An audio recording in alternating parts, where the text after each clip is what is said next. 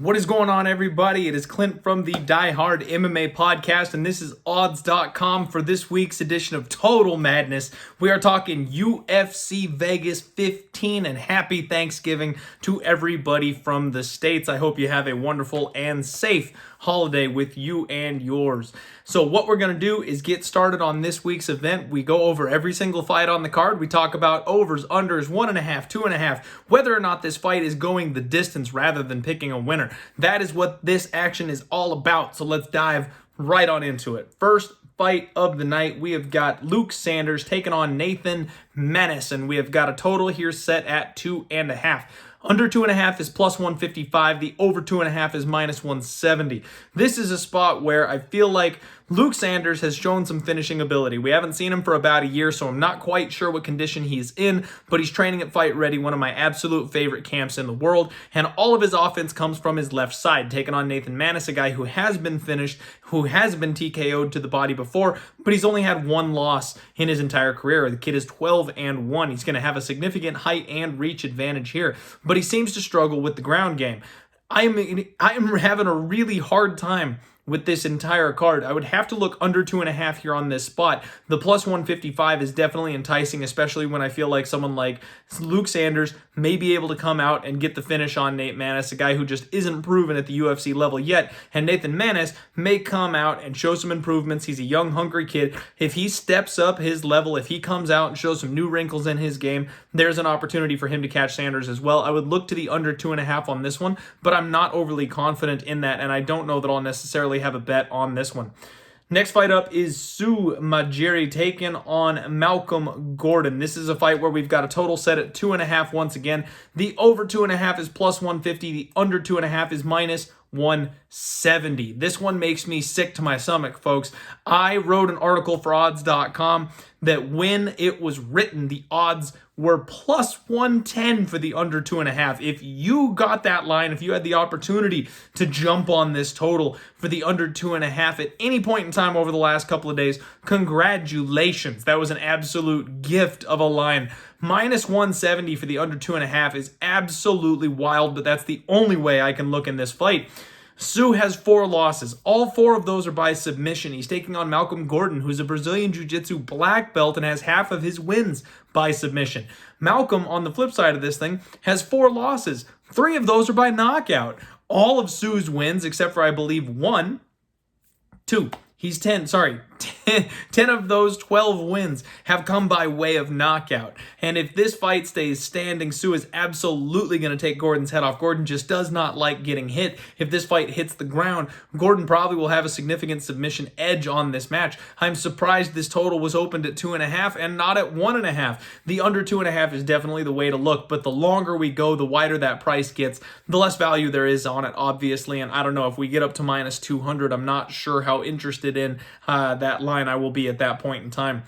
Jonathan Pearce taking on Kamaka. This is the one that I need to do a little bit more homework on. We had a short notice replacement situation where Kamaka is stepping in to replace Jonathan Pearce's previous opponent. Kamaka has an impressive ground game, 8-2, good-looking prospect coming in here.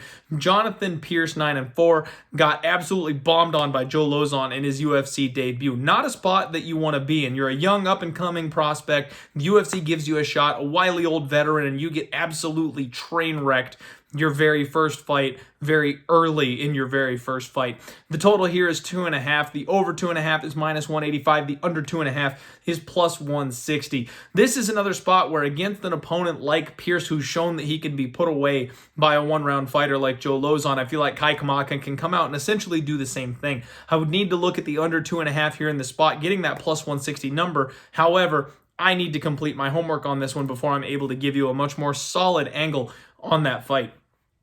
Gina Mazany taking on Rachael Ostovich. Here we've got a really interesting fight. It's essentially a women's bum fight. Neither of these women belong in the UFC, so it's going to be very, very sketchy betting on this fight, no matter how you want to do it. The over 2.5 is minus 225. The under 2.5 is plus 185. And as you may well know, women's UFC fights happen to go the distance a lot. They're always juiced to the over. They're always looking to make it to the judges' scorecards. Gina Mazany is going to be the much bigger, stronger fighter in this one. She is dropping a weight class to take on Rachael Ostovich. She is finally getting proper training. She's training under James Krause, who is one of the wiliest, savviest coaches in the game today. I think she's going to show some new wrinkles. I think she's going to have some new tricks to pull out in this fight. And she's taking on Rachael Ostovich, who essentially is a submission or bust fighter. Very questionable on the feet, has to get the fight to the ground, and has to be in some kind of a scramble to lock up a submission, grab an armbar, something of that style. Needless to say, both these women can finish the other one. They're both low enough level. They both have big enough holes in their game. The other one can definitely take advantage.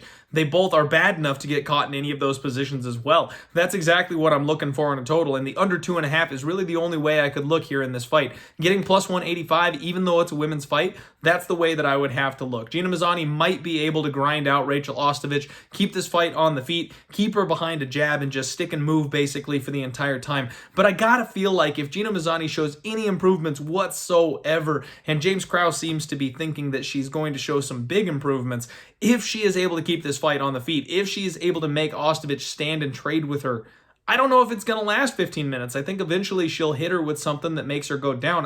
Rachael Ostovich moonlights as a model. I don't know that she's built to withstand damage over the course of 15 minutes. So I think there's a lot of ways that this fight can end and end early. If you must have action on it, the under 2.5 is the only way that I would look. And honestly, this one is a pass. Just stay safe and stay away from that one, folks. Martin Day taking on Anderson dos Santos. This is another really, really fun fight. Day making a really quick turnaround after taking the beating that he did in his last fight. The full 3-round war, took a ton of damage, got knocked out in the 3rd round. Taking on Anderson dos Santos, a guy who is willing to go through hell to land a bomb. We've got the total once again set at 2.5. Over 2.5 is minus 225. Under 2.5 is plus 185. And I may sound a little bit like a broken record here, folks, but this is a low-level card with low-level fighters. What you get in those situations, more often than not, is finishes. The higher-level fighters, the higher-level IQ fighters, they know how to attack the one weakness in the game of their opponent. They know how to stay safe. They know how to grind.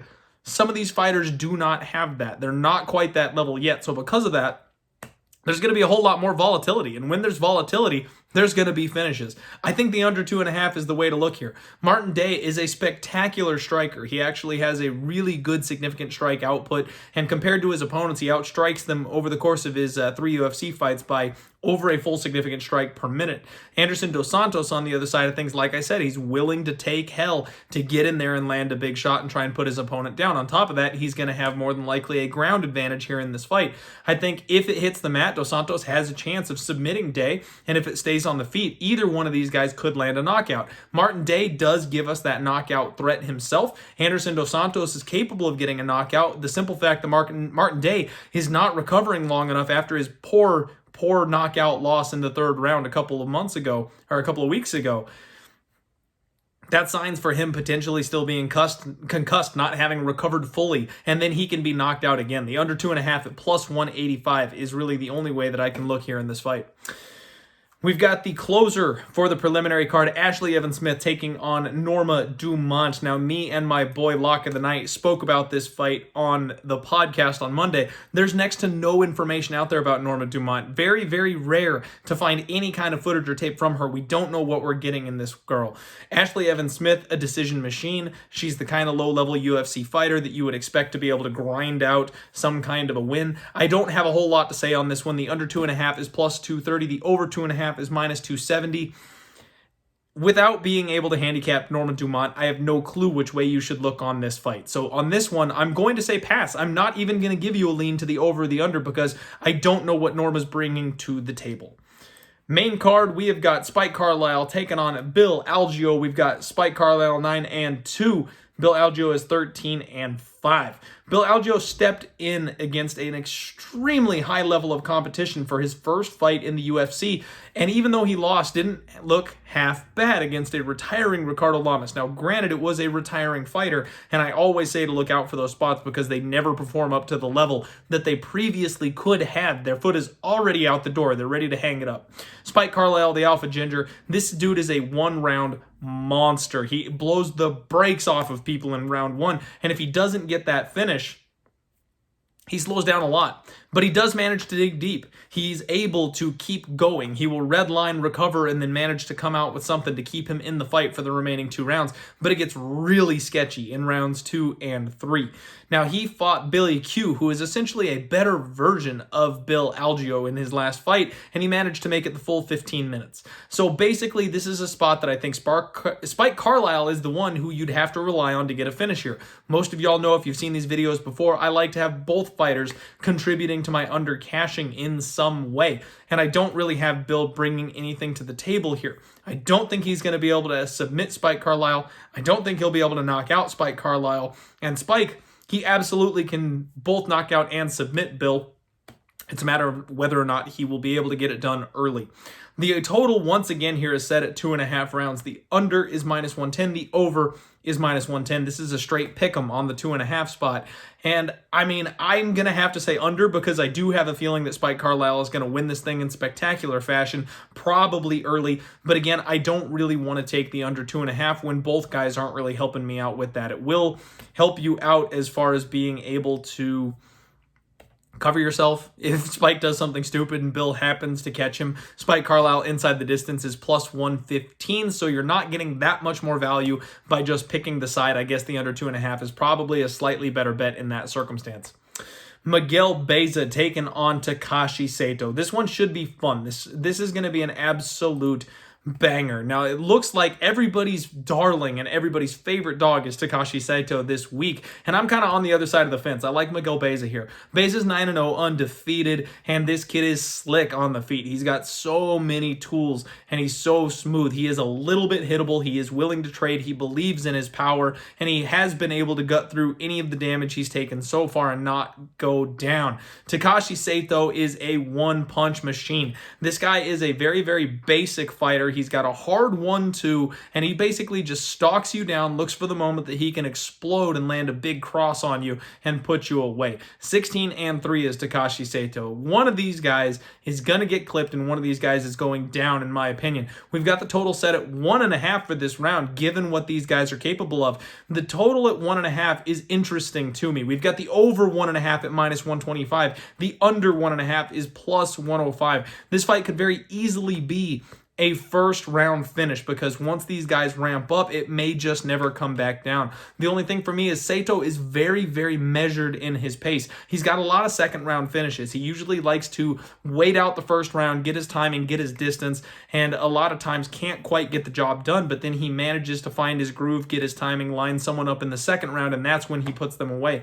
Baeza had a very similar fight with Matt Brown in his last fight, except they went to war in the first round, and both of them almost ended up getting knocked out. So my gut here is that Takashi Sato being a little bit more reserved, a little bit slower, I think this fight squeezes over 1.5. We're talking 7 minutes and 30 seconds. I do believe it will go over the 2-minute and 30-second mark of the second round.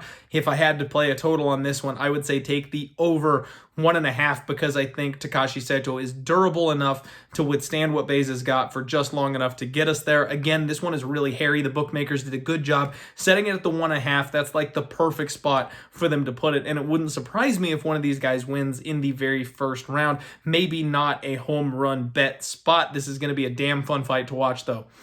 Amir Albazi taking on Zhalgas Zhumagulov. We have got a total here set at 2.5. The over 2.5 is -220. The under 2.5 is +180. We've got another spot here where we do not have two guys that are contributing to my under cashing. Amir Albazi is a submission specialist. He's a Brazilian Jiu-Jitsu purple belt, but he is a vicious submission guy. He gets in there. If he gets on something, he clamps down and does not let go. 13-1. Really exciting prospect. Zhalgas Zhumagulov, 13-4. This guy's a decision machine. He comes from Russia. He's been fighting Russian killers his entire career. Short, squat, muscle-bound fighters that want to take him down. That's what he's built a 13-4 career off of. So he's getting exactly the type of fighter in his wheelhouse here. He's able to stay safe. He's able to withstand punishment. He's got good submission defense. He knows how to grapple. I would have to look at the over 2.5 in this spot because even though Amir is capable of submitting him and might end up catching him in something early, we've seen nothing but durability, good submission defense, fight IQ from Zhalgas Zhumagulov. He is definitely not contributing to the under. In fact, he is very much contributing to the over. I think this one makes it to the judges' scorecards. We've got Josh Parisian taking on Parker Porter. We are getting close to the top of this card. Now we've got the exciting ones, the heavyweights, the big boys. We've got a total here set at 1.5. 1.5 for the big boys. Over 1.5 is plus 125, and under 1.5 is minus 145 or minus 150 in places. This one's interesting because Josh Parisian is a guy that throws a lot of random stuff. And usually at heavyweights, you expect an early finish. You expect guys to get hit with big shots and go down. And that's how Parker Porter's first fight was. But he fought a guy in Chris Daukaus that has insane power and big-time hand speed, somebody that he just could not keep up with. When Parker Porter's in a fight, he pushes his opponent up against the fence. He leans on them. He lays on them. He drags that fight into the later rounds in the deeper waters because he's just so big and he kind of plods his way into his opponents. Now, Josh Parisian, this is a guy that I'm not convinced on his knockout power. All of his knockouts have been referee stoppages, TKOs, guys that are still standing up that he just flurries on, guys that he has fully mounted that they can't get out of the position, but they're not really hurt by the punch. He doesn't actually have heavyweight power. Now, he is improving. He's finally going full-time as a fighter after getting to the UFC, so maybe that will change. Maybe the intense strength and conditioning program that he's doing will develop that kind of knockout power, but for the most part, he seems kind of like a volume and speed guy, and I don't know if that's going to be enough to put down a durable fighter like Parker Porter. Now, Parker came in short notice in his last fight, so he also is going to be in better shape. He also is going to have a full training camp, and because of that, he'll be capable of being in this fight himself. I think this one squeezes over. I like the plus money on the over 1.5. I think the heavyweights are always seen as guys that just drop each other right away and they come in there and they bang. But the fact of the matter is these guys are intelligent fighters and I think they're going to look for their shots. And I don't know that either of them have that incredible power. You know, we're going to talk about Derrick Lewis later on in the card. Francis Ngannou, like these guys are just not quite at that level. I think they can hit each other, walk through it, and I'll think we get that over 1.5, and that is one that I'm actually tempted to put a bet down on getting that plus money. The co-main event here moved up after losing Rafael Fiziev versus Moicano on this fight. We have got Anthony Smith. He is 33-16, taking on Devin Brown Bear Clark, who is 12-4. Woof, we kind of downstepped on that co-main event. This should be a fun fight, but I liked the other one a little bit better. Total here is set at 2.5. Basically, this total correlates with a fighter. Over 2.5 is minus 135. The under 2.5 is plus 115. Anthony Smith is a finisher. He's a guy that relies on the finishing ability to get his wins. Most of the time, he is losing a fight until he sets up something or his opponent slows down, and that's when he catches them.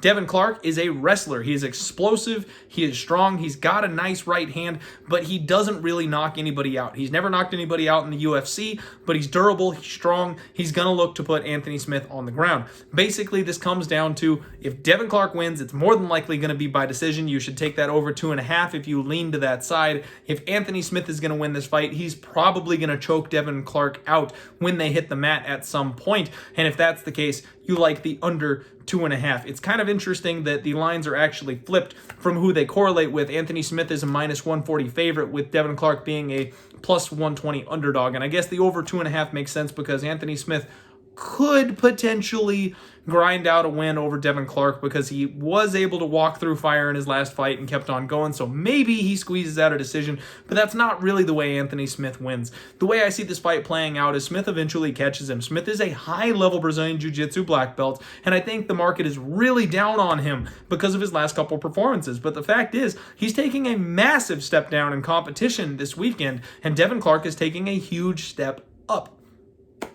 I know Devin Clark trains with Jon Jones. I know he's supposedly getting those little tidbits and secrets, but Devin Clark has been training with Jon Jones for years and years and years, and he has nowhere near the tools that Jon Jones has to shut down the game of Anthony Smith. He will not be able to repeat what Jon Jones did to stop this guy dead in his tracks, and he is not as solid of a wrestler as a guy like Jon Jones is. I think that Hail Mary submission from Anthony Smith is available. I personally like the under 2.5. There's also the outside shot that Devin Clark manages to ground and pound this guy out. Smith has taken a lot of damage recently, and given that he's taken so much damage in his last couple of fights, maybe he has a durability problem here, and someone like Devin Clark may get one of their first TKO wins in the UFC because of being gifted that opportunity. Smith is also coming in here on short notice, but in my opinion, that's a favor for him. I think he spotted Brown Bear as a guy that he should be able to defeat and get back on track. I like the under 2.5. I'm probably not going to play this total because it is a little bit dicey,